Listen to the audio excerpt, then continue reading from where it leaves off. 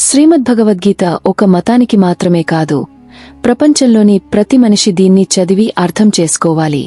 సుఖం శాంతి విజయం సాధించాలంటే గీత ఒక దివ్య దీపం. ఏ ఇంట్లో రోజు గీతను చదువుతారో లేదా వింటారో అక్కడ శ్రీకృష్ణుడు సదా సంచరిస్తాడని చెప్తారు. గీత అనేది భగవంతుడి స్వరమే. దాని గొప్పతనం అనంతం, అపారం. ఎవరు దాని మహిమను పూర్తిగా వర్ణించలేరు. శేషుడు, మహేశుడు, గణేశుడు కూడా దీని గొప్పతనం చెప్పలేరు. మరి మానవుడు ఎలా చెప్పగలడు? గీతలో 18 అధ్యాయాలు, 700 శ్లోకాలు ఉన్నాయి. అందరికీ వీటిని చదవడం కొంచెం కష్టం. అందుకే ఈరోజు ఈ ప్రత్యేకమైన వీడియోలో గీతలోని 18 అధ్యాయాలు, 700 శ్లోకాల సారాన్ని చెబుతాను. ఇవి తెలుసుకుంటే గీత యొక్క నిజమైన అర్థం మీకు అర్థమవుతుంది. రోజు రాత్రి నిద్రపోయే ముందు ఈ ఆలోచనలను వినండి. శ్రీకృష్ణుడు అర్జునుడితో ఇలా అన్నాడు: ఓ అర్జున, నేను ప్రతి ప్రాణి హృదయంలో ఉన్న ఆత్మను, సమస్త ప్రాణుల ఆది మధ్య అంతం నేనే. నేను సూర్యుడిని, వేదాల్లో సామవేదాన్ని, దేవతల్లో ఇంద్రుడిని, ఇంద్రియాల్లో మనస్సుని. నేను బ్రహ్మను, విష్ణువును, మహేశుడిని, సముద్రాల్లో సాగరాన్ని, పర్వతాల్లో హిమాలయాన్ని. ఈ విశ్వంలో నీవు చూసే ప్రతిదానిలో నేనే ఉన్నాను. ఒక వ్యక్తి 1,00,000 విషయాలు తెలుసుకున్న సమస్త ప్రపంచాన్ని గురించి జ్ఞానం సంపాదించిన తనను తాను తెలుసుకోకపోతే అతడు అజ్ఞాని. ఎవరైనా మిమ్మల్ని తిరస్కరిస్తే బాధపడకండి, వారు మీ విలువ తెలుసుకోలేకపోయారు. మనల్ని ఏడిపించే సంబంధం అత్యంత గాజమైనది. మనల్ని ఏడుస్తూ వదిలేసే సంబంధం అత్యంత బలహీనమైనది. ఎల్లప్పుడూ శాంతంగా ఉండండి, అప్పుడు మీ జీవితం బలంగా మారుతుంది. ఎందుకంటే ఇనుము చల్లబడినప్పుడే గట్టిపడుతుంది. వేడిగా ఉన్నప్పుడు దాన్ని ఆకారంలోనైనా మలచవచ్చు. కష్ట సమయంలో 7 గుణాలు మిమ్మల్ని రక్షిస్తాయి. మీ జ్ఞానం, వినయం, బుద్ధి, మీలోని ధైర్యం, మంచి కర్మలు, సత్యం చెప్పే అలవాటు, దేవునిపై విశ్వాసం.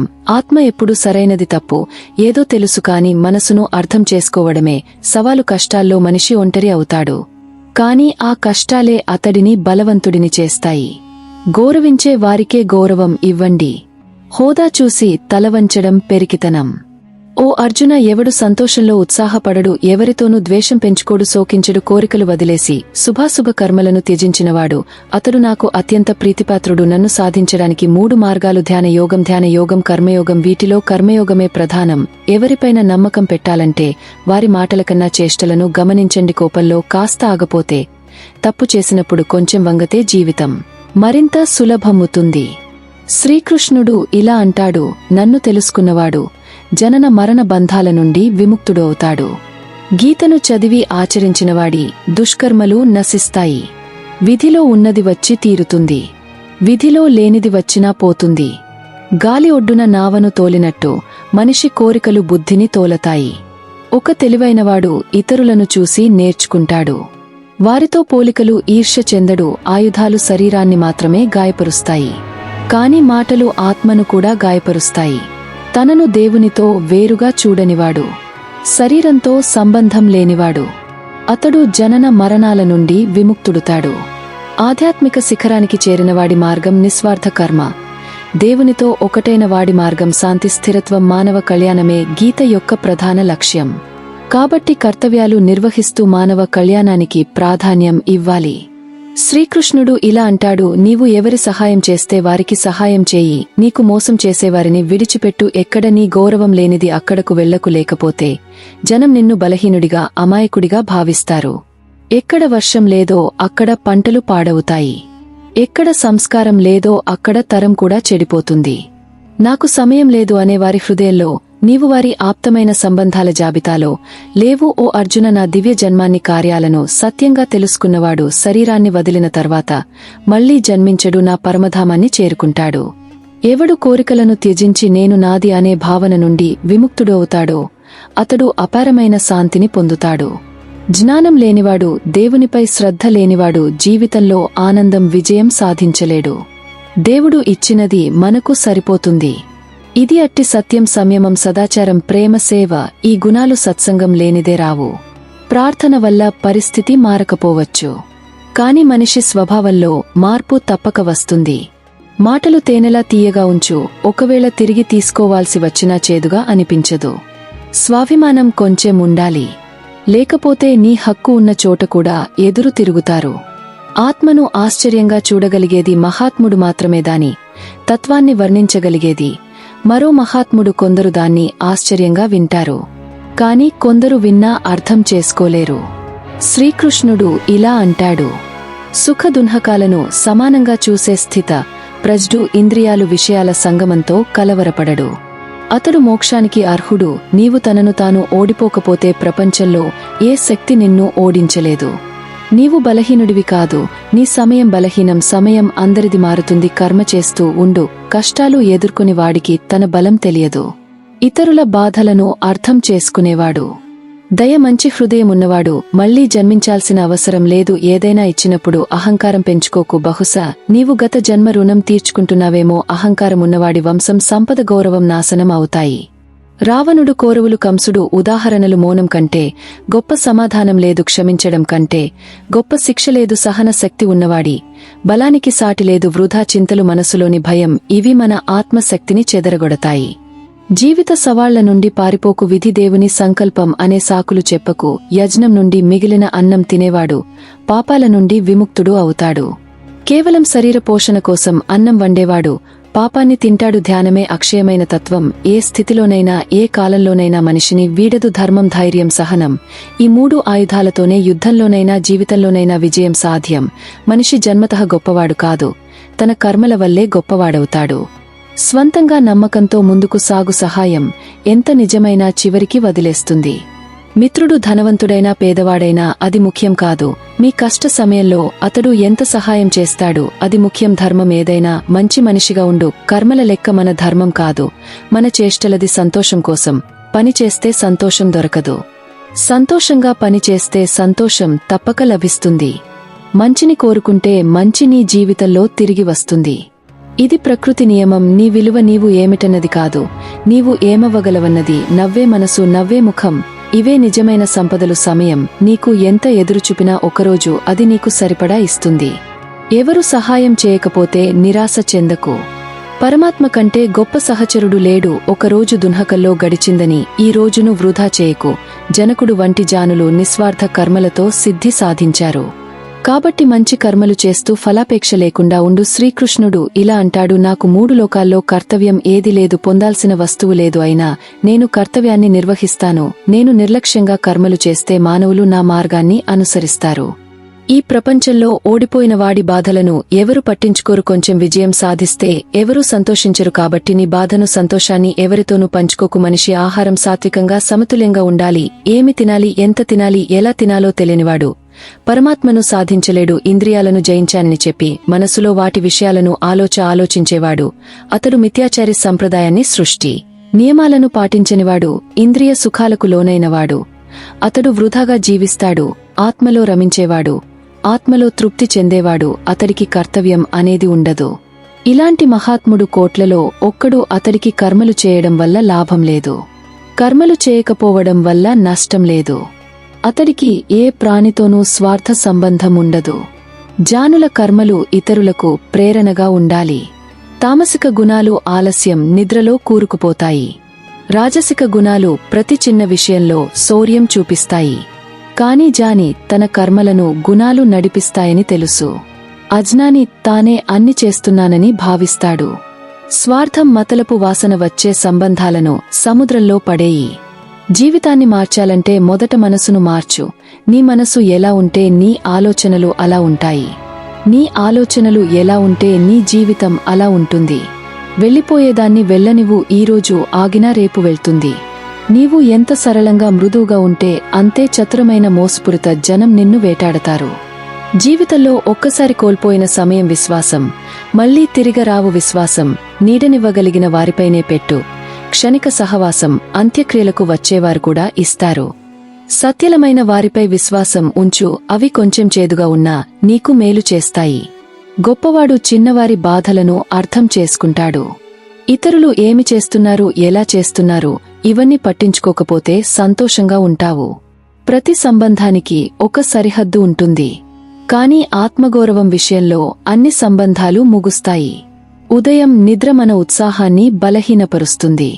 మంజిల్ సాధించేవారు ఎక్కువసేపు నిద్రపోరు. సహాయం చేస్తే జనం మర్చిపోతారు. సహాయం చేయకపోతే జనం గుర్తుంచుకుంటారు. ప్రతి మనిషి ఇద్దరితో ఓడిపోతాడు. ఒకరు కుటుంబం మరొకరు ప్రియమైనవాడు మూర్ఖుడు తనకు నష్టం చేసుకోవడమే కాదు, తనకు సహాయం చేసేవారికి కూడా నష్టం కలిగిస్తాడు. జీవితంలో ఎంత బిజీగా ఉంటే పశ్చాత్తాపం, దున్హకం, భయాలకు సమయం ఉండదు. ఎవరైనా నీ విశ్వాసాన్ని భంగం చేస్తే వారికి కృతజ్ఞతలు చెప్పు, వారు నీకు విశ్వాసం జాగ్రత్తగా పెట్టాలని నేర్పుతారు.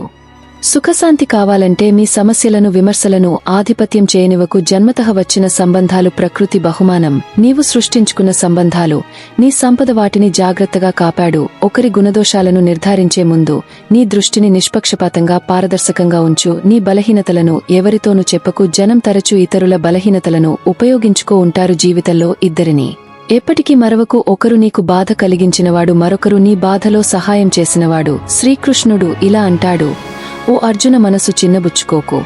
నీ ఆప్తులు ముఖం తిప్పినప్పుడు నేను నీకు తోడుంటాను. ఎవరి ముందు ఎక్కువగా వంగకు, లేకపోతే వారు నిన్ను పడిపోయిన వాడిగా భావిస్తారు. నీవు వారిని నిర్లక్ష్యం చేయడం నేర్చుకుంటేనే వారు నీ విలువను గుర్తిస్తారు. దీపం గొప్పది ఎందుకంటే అది ఇతరుల కోసం జ్వలిస్తుంది. ఇతరులను చూసి కాదు విజయం వైఫల్యం రెండు జీవితంలో భాగమే, రెండు శాశ్వతం కాదు. జీవిత ఫిర్యాదులు తగ్గాలంటే ఒకరి గురించి మాట్లాడటం కాదు, ఒకరితో మాట్లాడటం నేర్చుకో. విశ్వాసం అంతా ఒకరిపై పెట్టువారు మోసం చేస్తే తమను తాము దోషిగా భావిస్తారు. ప్రేమ అంతా ఒకరిపై పెట్టువారి మనసులో నిన్ను కోల్పోయే భయం ఉంటుంది. 4 వేదాల అర్థం తెలియకపోయినా పర్వాలేదు, కాని జానం, బాధ్యత, విశ్వాసం, ఈమానం, ఈ 4 పదాల మర్మం తెలుసుకో. అది చాలు, జీవితం సార్థకం అవుతుంది. సమబుద్ధితో పాప పుణ్యాలను వదిలేసినవాడు ఈ లోకంలోనే వాటి నుండి విముక్తుడు అవుతాడు. మోహం అనే బురదను దాటినప్పుడు ఈ లోకం పరలోక భోగాలపై విరక్తి కలుగుతుంది. అర్జున, సమస్త కామనలను వదిలేసినవాడు ఆత్మలో సంతృప్తి చెందినవాడు. అతడు స్థితప్రజ్ఞుడు. దున్హకం వచ్చినప్పుడు మనసు కలవరపడనివాడు. సుఖం వచ్చినప్పుడు కోరిక లేనివాడు. రాగద్వేషాలు, భయం, క్రోధం నశించినవాడు. అతడు స్థిర బుద్ధిముని. తామర ఆకు నీటిలో తడవకుండా ఉన్నట్టు ఇంద్రియ విషయాల నుండి ఇంద్రియాలను తప్పించినవాడు. అతడి బుద్ధి స్థిరంగా ఉంటుంది. ఎవరితో ఎప్పుడు ఎంత మాట్లాడాలో తెలిస్తే నీ జీవితం సార్థకమైనది. కాన్హా ఇలా అంటాడు, జీవితంలో అవకాశం వస్తే సారథిగా ఉండు, స్వార్థపరుడిగా కాదు. ధర్మపరమైన హృదయం ధర్మాన్ని సలహా ఇస్తుంది, అధర్మపరమైన హృదయం అధర్మాన్ని సూచిస్తుంది.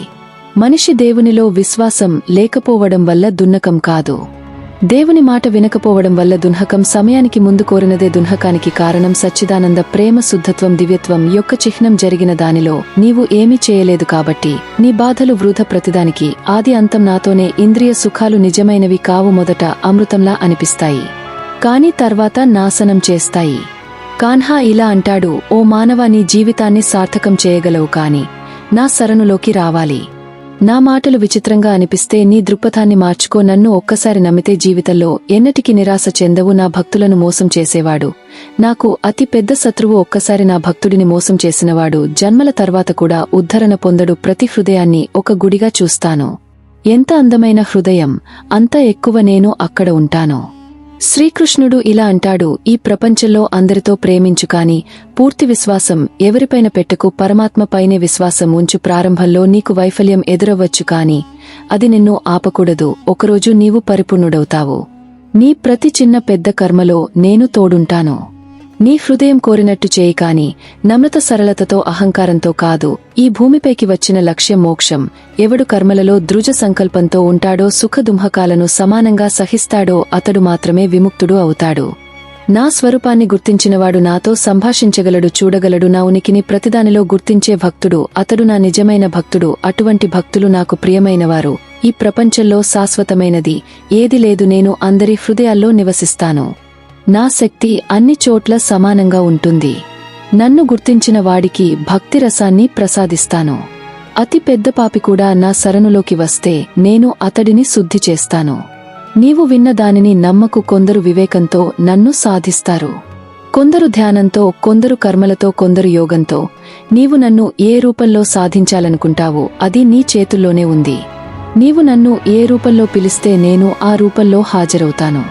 నా పట్ల సదా జాగ్రత్తగా ఉండు. నా ఆరాధన చేయి. ప్రతి కర్మలో నన్ను స్మరించు. నీవు నాకు ప్రియమైన వాడవుతావు. ప్రేమను నిరర్థకం అనేవారు మూర్ఖులు. ప్రేమ ఈ సంసారానికి మూలం. రిష్టాల్లో క్రమమైన దూరం బంధాలను బలపరుస్తుంది. అక్రమమైన దూరం బంధాలను బద్దలు చేస్తుంది. మనిషి తన విశ్వాసంతో నిర్మితుడు అవుతాడు. ఎలా విశ్వసిస్తాడో అలా అవుతాడు. శ్రీకృష్ణుడు ఇలా అంటాడు: ధర్మం కోసం పోరాడటం నేర్చుకో, అధర్మికి కాలం కావడం నేర్చుకో, ఆప్తుల కోసం త్యాగం చేయడం నేర్చుకో. సత్యం ఎల్లప్పుడూ నీటిలో తేలే నూనె బొట్టులా ఉంటుంది. ఎంత అసత్యం కలిపినా అది పైనే తేలుతుంది. సంతోషంలో వాగ్దానం చేయకు, క్రోధంలో సమాధానం ఇవ్వకు, దున్హకల్లో నిర్ణయం తీసుకోకు. స్వంత పనిని చేయడానికి నిన్ను ఎవరు పొగడితే వారి వలలో చిక్కిపోకు, అటువంటివారు నీకు నష్టం కలిగేస్తారు. మన దగ్గర వారే తరచు మనలను గాయపరుస్తారు. గీత యొక్క గొప్ప జానం ఇది. మహాభారత యుద్ధం పరాయి వారితో కాదు, ఒకే కుటుంబం మధ్య జరిగింది. ఎవరినైనా సహాయం చేయకపోయినా ఎవరి హృదయాన్ని బాధ పెట్టకు. నీవల్ల ఎవరి హృదయం బాధపడితే ఆ బాధ నీకు తిరిగి వస్తుంది. ఏదాని యొక్క అతిశయం చేయకు, అతిశయం నీకే నష్టం కలిగిస్తుంది. నీతో అధర్మం పాపం చేసినవాడిని శిక్షించడం నేర్చుకో. అతడిని సహిస్తే అతడు మరింత తప్పు చేస్తాడు. అలా సహిస్తే నీవు కూడా పాపానికి భాగస్వామి అవుతావు. జాని అధర్మాన్ని ఎదిరించడం నేర్చుకోవాలి. ఎవరైనా స్వయంగా తన రక్షణ చేసుకోకపోతే దేవుడు కూడా అతడిని రక్షించడు. సమయాన్ని గౌరవించని వాడిని సమయం కూడా గౌరవించదు. సంగతి మనిషి జీవితంపై గొప్ప ప్రభావం చూపుతుంది. మంచివాడు దుర్మార్గుల సాంగత్యంలో ఉంటే ఒకరోజు అతడు కూడా చెడిపోతాడు. కాబట్టి ఎల్లప్పుడూ సత్సాంగత్యం ఎంచుకో. పరమాత్మ తప్ప ఎవరిని నీ సొంతమని భావించకు. ప్రపంచంలోని అన్ని దారులు మూసుకుపోయిన దేవుని దారి ఎప్పుడూ తెరిచే ఉంటుంది. సందేహంతో ఉన్నవాడు ఎన్నటికీ శాంతిని పొందలేడు. ఈ లోకంలో ధనం, యశస్సు లేదా పరలోకంలో స్వర్గం పొందలేడు. ఓ అర్జున, నీవు ఏది కోల్పోయావని ఏడుస్తావు? నీవు ఏమి తెచ్చావు? ఏమి కోల్పోయావు? నీవు ఏమి సృష్టించావు? ఏమి నాశనమైంది? నీవు తీసుకున్నది ఇక్కడి నుండే తీసుకున్నావు, ఇచ్చినది ఇక్కడే ఇచ్చావు. ఈ రోజు నీది అయినది రేపు ఇతరులది అవుతుంది. పరివర్తనమే ఈ సంసార నియమం. కర్మయోగమే ఆత్మతో మమేకమయ్యే మార్గం. కర్మయోగం ఆత్మజ్ఞానాన్ని మేల్కొలుపుతుంది. ఈ యోగం ద్వారా ఈ జీవిత లక్ష్యాలను, మరణానంతర గతిని గ్రహించగలవు. గీతలో కర్మయోగమే సర్వశ్రేష్టం. గృహస్థు కర్మకుడికి ఇది ఎంతో ఉపయోగం. కర్మ కోసం కర్మ చేయి, ఫలాపేక్ష లేకుండా కర్మ చేయి. కర్మయోగ కర్మను త్యజించడు, కేవలం కర్మఫలాన్ని త్యజిస్తాడు. అతడు కర్మ దుంహకాల నుండి విముక్తుడు అవుతాడు. కర్మయోగ దాతలా జీవిస్తాడు. ఏది పొందాలని చింతించడు, అతడు ఇస్తాడు. ఏది అడగడు, అందుకే దుంహకల్లో చిక్కుకోడు. నిష్కామ కర్మ ఎల్లప్పుడూ దేవునికి అర్పణ. పునర్జన్మకు కారణం అతృప్త కామనలు. కర్మయోగ ఫలాపేక్షలో చిక్కుకోడు, అందుకే పునర్జన్మ బంధనం నుండి విముక్తుడవుతాడు. మనసు గాలిలా చంచలం, ఇది మనిషిని కామనల వైపు తోలుతుంది. జీవితాన్ని సార్థకం చేయాలంటే మనసును అదుపులో ఉంచాలి. మనసు అదుపులో ఉంటే బుద్ధిశక్తి ఏకాగ్రమవుతుంది. అప్పుడు కార్యాలు విజయవంతం అవుతాయి. మనసును అదుపు చేయకపోతే అది నీ అతి పెద్ద శత్రువు అవుతుంది.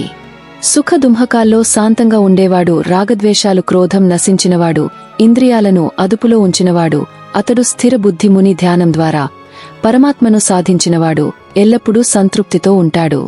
క్రోధం నరకానికి తలుపు. క్రోధం మనసును అశాంతం చేస్తుంది, స్మృతిని భ్రమపరుస్తుంది, బుద్ధిని నాశనం చేస్తుంది. అప్పుడు మనిషి పతనం అవుతాడు. సముద్రం ఎంత పెద్ద తుఫాను వచ్చినా, ఎన్ని నదులు ప్రవహించినా తన స్థితిని కదలనివ్వదు. అలాగే పరమాత్మలో స్థిరమైన యోగ సుఖదున్హకాల్లో కదలడు. సమస్త కామనలను త్యజించినవాడు, మమత్వం అహంకారం స్పృహ లేనివాడు, అతడు శాంతిని పొందుతాడు. సత్యం చీకటిలో జ్యోతిలా ప్రకాశిస్తుంది. కాబట్టి ఎల్లప్పుడూ సత్య మార్గంలో నడుచు. సత్యం ఎప్పుడు తాను సత్యమని చెప్పదు. అసత్యం ఎల్లప్పుడూ తానే సత్యమని గొప్పలు చెబుతుంది. ఎవరు జన్మతః మహానుభావుడు కాదు, కర్మలే అతడిని మహానుభావుడిని చేస్తాయి.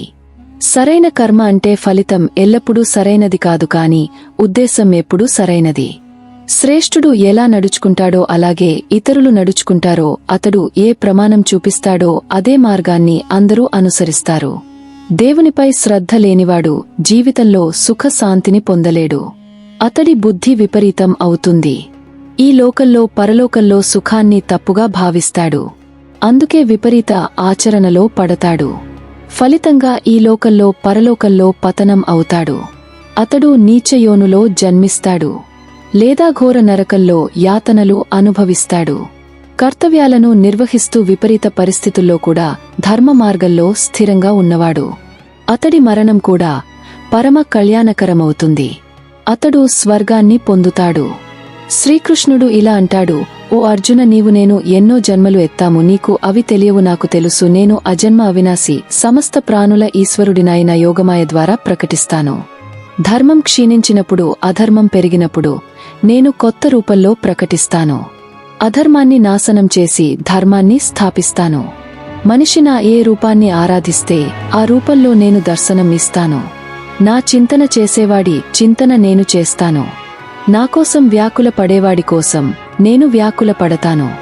నాకు సర్వస్వం అర్పించిన వాడికి నేను సర్వస్వం అర్పిస్తాను. సాంసారిక భోగాల కోసం జనం ఇంద్రాది దేవతలను ఆరాధిస్తారు. దేవతల ఆరాధన వల్ల ఫలం త్వరగా లభిస్తుంది. కాని నేను అలా చేయను. నా భక్తులు సకామ భావంతో ఆరాధించిన వారి కామనలను నేను పూర్తి చేస్తాను. వారి వైరాగ్యం, ప్రేమ, విశ్వాసం పెరుగుతాయి. అందుకే నా భక్తులకు ఫలం ఆలస్యంగా లభిస్తుంది. మనిషి తన విధిని శపిస్తాడు. కాని కర్మే విధికి అతీతం. జరిగినది మంచిది జరుగుతున్నది, మంచిది జరగబోయేది కూడా మంచిదే. గతం గురించి పశ్చాత్తాపం చెందకు, భవిష్యత్తు గురించి చింతించుకు, వర్తమానంలో జీవించు. ఎవడు ద్వేషం, కోరికలు వదిలేస్తాడో అతడు సన్యాసుల సంసార బంధనం నుండి విముక్తుడవుతాడు. నేను ఎవరి విధిని, కర్మఫలాన్ని నిర్మించను. మనిషి తన కర్మల ఫలాన్ని భోగిస్తాడు.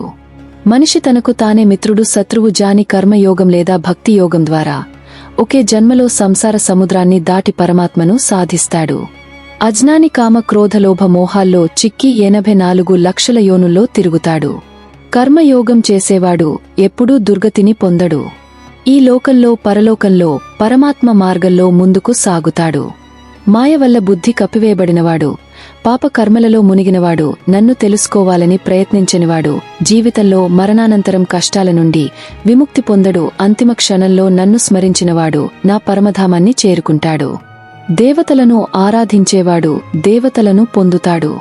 పితృదేవతలను ఆరాధించేవాడు పితృలోకాన్ని పొందుతాడు. నన్ను ఆరాధించేవాడు నన్నే పొందుతాడు. నా భక్తుడు ప్రేమతో ఆకు, పుష్పం, ఫలం, జలం అర్పిస్తే ఆ శుద్ధ బుద్ధి భక్తుడి అర్పణను నేను సత్వగుణంతో స్వీకరిస్తాను. శ్రీకృష్ణుడు ఇలా అంటాడు, ఓ అర్జున, నీవు చేసే కర్మను, తినే ఆహారాన్ని హవనం, దానం, తపస్సు నాకు అర్పించు. నేను నీకు మోక్షం ప్రసాదిస్తాను. నాకు ప్రియమైనవాడు, అప్రియమైనవాడు లేడు, కాని నన్ను ప్రేమతో భజించేవాడు నాలో ఉంటాడు. నేను అతడిలో ఉంటాను. దురాచారి కూడా నన్ను అనన్య భక్తితో భజిస్తే అతడు సాధువుగా భావించబడతాడు. స్త్రీ, వైశ్య, శూద్ర, భూత, పిశాచాండాలుడు ఎవరైనా నా శరణులోకి వస్తే పరమగతిని పొందుతాడు. తామసిక గుణాలు మనలో హీన భావనలను కలిగిస్తాయి. రాజసిక గుణాలు ఈర్ష్య, లోభాన్ని పెంచుతాయి. సాత్విక గుణాలు ఆత్మను ప్రతిదానితో అనుసంధానం చేస్తాయి. ప్రేమించడం నేర్పుతాయి. ఎవరి మంచి చేయలేకపోతే బాధించుకు. మనం ఎంత సరైన వారమో ఎంత తప్పో ఇది ఇద్దరికి మాత్రమే తెలుసు. ఒకరు పరమాత్మ, మరొకరు మన అంతరాత్మ. తనను పరమాత్మకు అర్పించుకున్నవాడు భయం, చింత, దున్హకాల నుండి విముక్తుడుతాడు. తన సామర్థ్యాన్ని, శక్తిని తెలుసుకోవడం, అదే ఆత్మనం స్వయం గురించి తెలుసుకొనివాడు ఎన్నటికీ ఉద్ధరణ పొందలేడు. శ్రీకృష్ణుడు గీతలో ఇలా అంటాడు, ప్రతి మనిషి తనపై పూర్తి విశ్వాసం ఉంచాలి. స్వయం విశ్వాసం ఉన్నవాడు తప్పక విజయం సాధిస్తాడు. ఎలా విశ్వసిస్తాడో అలా అవుతాడు. సుఖ దున్హకాలు సీతాకోక చిలుకల్లా వస్తాయి, పోతాయి. ఈ రెండు స్థితుల్లోనూ సంయమంతో ఉండాలి. పనిలో మనసు పెట్టి చిన్న విషయంలోనూ సంతోషం పొందేవాడు అతడు తప్పక విజయం సాధిస్తాడు. కొందరు పనిని భారంగా భావిస్తారు. సరిగా చేయకుండా పూర్తి చేయాలనుకుంటారు. అటువంటివారు జీవితంలో ఎప్పుడూ వెనకబడతారు. స్వార్థపరులు, తమ మతలబు సాధించేవారు, ఇతరుల భలైకి పట్టించుకునివారు ఎప్పటికీ శ్రేయస్సు పొందలేరు. స్వార్థం అద్దంలోని దుమ్ములా. దానివల్ల మనిషి తన ప్రతిబింబాన్ని చూడలేడు. స్వార్థం మనలను ఒంటరితనంలోకి నెట్టివేస్తుంది. నీవు సుఖంగా జీవించాలనుకుంటే స్వార్థాన్ని నీ దగ్గరకు రానివ్వకు. స్వార్థపరుడు స్నేహాన్ని కూడా మతలబు కోసమే చేస్తాడు. ఈశ్వరుడు ఎల్లప్పుడూ మనిషికి తోడుగా ఉంటాడు. ఈ సత్యాన్ని గుర్తించిన వాడి జీవితం మారిపోతుంది. సృష్టికర్త ఈశ్వరుడే ఈ జగత్తును నడిపిస్తాడు. మనిషి కేవలం ఆయన చేతిలోని కీలుబొమ్మ కాబట్టి గతం గురించి చింతించకు, భవిష్యత్తు గురించి భయపడకు. వికట పరిస్థితుల్లో దేవుడు తోడుంటాడు, మనలను కష్టాల నుండి కాపాడతాడు. ఈశ్వరుడిపై విశ్వాసముంచు శ్రీకృష్ణుడు గీతలో ఇలా ఉపదేశిస్తాడు. మొదట నీ పనిని ప్రాధాన్యం ఇవ్వు, నీ కర్తవ్యాన్ని పూర్తి చేయ, అప్పుడు ఇతరుల పని చూసుకో. స్వంత పనిని విస్మరించి ఇతరుల కోసం పని చేసేవాడు తరచు ఇబ్బందులో చిక్కుకుంటాడు. హృదయంతో చేసే దానం చేతులతో చేసే దానం కంటే గొప్పది మౌనంతో చెప్పగలిగినది, మాటలతో చెప్పలేనిది. మన పరిధిలో లేని విషయాలకు సమయం వృధా చేయడం మూర్ఖత్వం. సమయానికి ముందు విధికి మించి ఏది లభించదు, కాని దాన్ని సాధించడానికి నీవు ప్రయత్నించాలి. నా భక్తులకు లేనిది నేను ప్రసాదిస్తాను, ఉన్నదాన్ని కాపాడతాను. కష్ట సమయంలో దేవునిపై విశ్వాసం ఉంచు. శ్రీకృష్ణుడు ఇలా అంటాడు, ఎంత దారుణమైన సమయం వచ్చినా విచలితం కాకుదాన్ని ధైర్యంగా ఎదుర్కో. ఈ ప్రపంచ నియమం ఏమిటంటే వచ్చినవాడు దున్హకాన్ని ఎదుర్కోవాల్సిందే. ఏడవడం చింతించడం వల్ల లాభం లేదు, అది దున్హకాన్ని మరింత పెంచుతుంది. జీవితంలో ముందుకు సాగాలంటే క్రాంతికారిగా మారాల్సిన అవసరం వచ్చినా వెనక్కి తగ్గకు. సమాజం గురించి ఆలోచించకు, నీ కర్తవ్యాన్ని నిర్వహించు. స్నేహితుడి పాత్ర జీవితంలో చాలా ముఖ్యం. సచ్చిదానంద స్నేహితులు కష్ట సమయంలో తెలుస్తారు. శ్రీకృష్ణుడు పాండవులకు కష్ట సమయంలో తోడుగా నిలిచాడు. అలాగే నీవు కూడా స్నేహితులకు తోడుగా ఉండు. మంచి స్నేహితులను ఎన్నుకోవారు నీ కష్ట సమయంలో నీ వెంట నిలబడతారు. జీవితంలో గెలుపు ఓటమి సహజం, కాని విజయం గత తప్పిదాల నుండి నేర్చుకున్న వాడికే లభిస్తుంది. ఓటమితో నిరాశ చెందడం సమస్యకు పరిష్కారం కాదు. పరిస్థితులను ఎదుర్కోవడానికి మంచి వ్యూహం అవసరం. పాండవులు కృష్ణుడి వ్యూహాన్ని అనుసరించకపోతే కౌరవులపై విజయం సాధించేవారు కాదు. ఒక సాధకుడు సాధనలో విఫలమైన దేవుడు అతడి అసంపూర్తి సాధనను పూర్తి చేయడానికి మళ్లీ శుద్ధ క్షత్రియ కుటుంబంలో జన్మనిస్తాడు. ఓ ధనంజయ, నా తప్ప ఈ జగత్తుకు కారణం లేదు, నేనే సమస్త జగత్తు యొక్క మహాకారణం. ముత్యాలు దారలో పోసినట్టు ఈ జగత్తు నాలోనే ఉత్పన్నం అవుతుంది, నాలోనే ఉంటుంది, నాలోనే లీనమవుతుంది. సత్ రజస్ తమస్ గుణాలతో కూడిన నా మాయను దాటడం అసాధ్యం. మనిషి నా మాయలో చిక్కుకుంటాడు. భోగ సంగ్రహ కోరికలను వదలడు. తనను తాను సుఖీ దున్హకి బలవంతుడు బలహీనుడని భావిస్తాడు. కాని నా శరణులోకి వచ్చినవాడు నా మాయను సులభంగా దాటగలడు. అతడి దృష్టి నా వైపే ఉంటుంది. నా 4 రకాల భక్తులు నన్ను స్మరిస్తారు. మొదటి రకం ఆర్త భక్తులు, దునహక నివృత్తి కోరుకునేవారు. రెండో రకం అర్ధార్థి భక్తులు, ధన సంపద కోరేవారు. మూడో రకం జిజ్ఞాసు భక్తులు, నన్ను తెలుసుకోవాలనే ఇచ్చు ఉన్నవారు. 4ో రకం జాని భక్తులు, నన్ను జానంతో సాధించేవారు. ఆర్త భక్తులు కష్టంలో నన్ను పిలుస్తారు. ద్రౌపది, గజేంద్రుడు ఇలాంటి ఉదాహరణలు కాదు. ద్రౌపది భీష్ముడు పాండవులపై ఆధారపడినంత వరకు కష్టం అనుభవించింది అనన్య భావంతో. నన్ను పిలిచినప్పుడు నేను ఆమె లజ్జను కాపాడాను. గజేంద్రుడు ఇతర ఏనుగులపై ఆధారపడినంత వరకు గ్రాహంతో యుద్ధం చేసి బాధపడ్డాడు. ఓం నమో భగవతే అని పిలిచినప్పుడు నేను అతడిని రక్షించాను. ఉత్తర ఆర్త భక్తురాలిగా సరైన ఉదాహరణ అశ్వత్థామ బాణం. ఆమె గర్భాన్ని నాశనం చేయడానికి వచ్చినప్పుడు ఆమె నేరుగా నన్ను పిలిచింది. నేను ఆమె గర్భంలో ప్రవేశించి పరీక్షితుని కాపాడాను. అర్ధార్థి భక్తులు సుఖ సౌకర్యాల కోసం ధన సంపద కోరుకుంటారు. వారు నా నుండి మాత్రమే కోరతారు. జిజ్ఞాసు భక్తులు నన్ను తెలుసుకోవాలనే ఆసక్తి కలిగి ఉంటారు. ఉద్ధవుడు జిజ్ఞాసు భక్తుడు. నేను అతడికి దివ్యజానం ఉపదేశించాను. అది ఉద్ధవ గీతగా ప్రసిద్ధమైంది. జాని భక్తులు నా పరమ ప్రేమికులు. వారే మనసులో ఏ కోరిక ఉండదు, వారు నా ప్రేమలో మునిగి ఉంటారు. గోపీలు ఇటువంటి జాని భక్తులు. తమ సుఖాన్ని త్యజించిన సుఖాన్నే తమ సుఖంగా భావించారు. జాని భక్తుడు నా నుండి ఏమి కోరడు, అందుకే అతడు నా అత్యంత ప్రియ భక్తుడు. దుర్మార్గులు ఎల్లప్పుడూ దుష్కర్మలు చేస్తారు. వారు సుఖంగా సంపన్నంగా ఉంటారు. మంచివారు జీవితాంతం మంచి కర్మలు చేస్తారు, కాని వారికి అవమానం, బాధే లభిస్తుంది. ఈ ప్రశ్న చాలామంది మనసులో ఉంటుంది. మంచి కర్మలు చేసేవారు ఎందుకు బాధపడతారు? దుష్కర్మలు చేసేవారు సుఖంగా ఎందుకు ఉంటారు?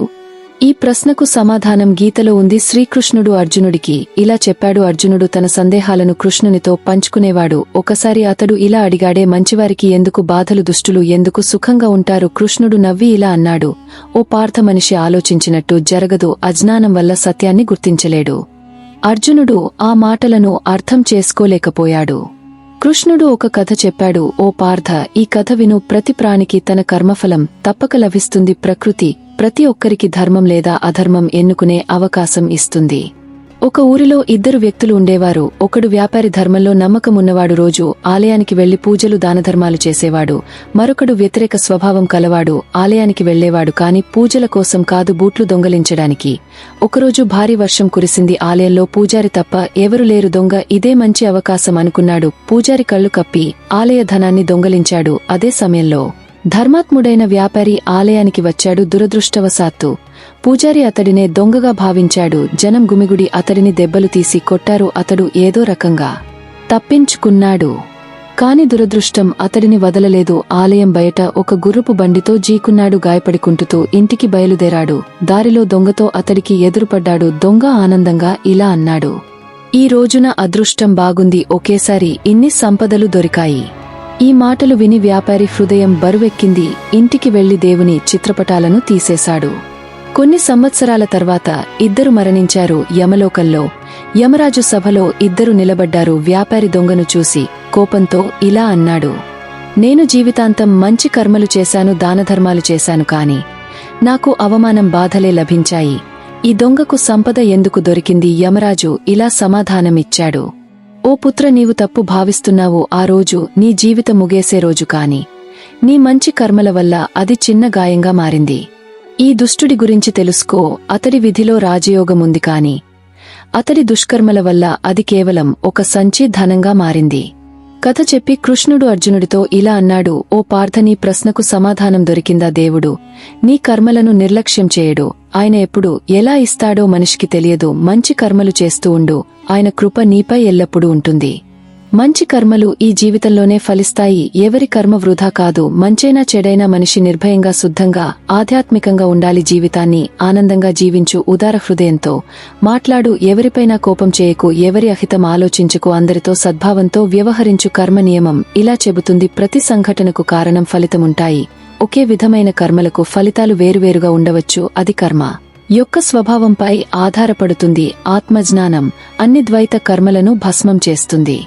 అది నీకు ఆంతరిక శాంతిని ప్రసాదిస్తుంది. దేవునిపై విశ్వాసం ఒక బిడ్డలా ఉంచు. ఆ బిడ్డను గాలిలో ఎగరేసినా అది నవ్వుతుంది, ఎందుకంటే తనను పట్టుకుంటారని దానికి నమ్మకం. ఏ పరిస్థితి ఎదురైనా నీ జీవితాన్ని దేవునికి అర్పించు. సాంసారిక భోగాల కోసం జనం దేవతలను ఆరాధిస్తారు. అలాంటి ఆరాధనలో ఫలం త్వరగా లభిస్తుంది. 4 వర్ణాలు బ్రాహ్మణ, క్షత్రియ, వైశ్య, శూద్ర, ఇవి నా ద్వారా గుణకర్మల ఆధారంగా సృష్టించబడ్డాయి. నేను సృష్టికర్తనైన నాకు కర్మ ఫలాపేక్ష లేదు, కాబట్టి కర్మలు నన్ను బంధించవు.